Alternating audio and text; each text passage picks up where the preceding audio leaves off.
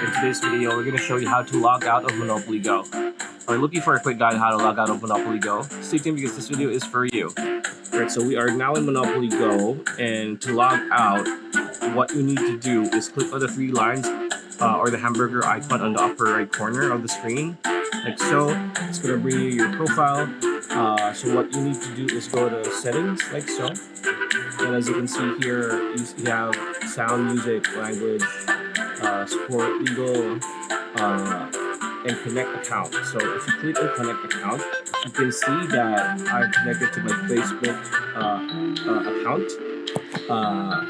So if I want to log out of Monopoly Go, I would need to click disconnect here on the FB account that I have it connected to. In that way, you're going to be able to log out of Monopoly Go from your account. So yeah, that's pretty much it. It's a video. Hope you liked it.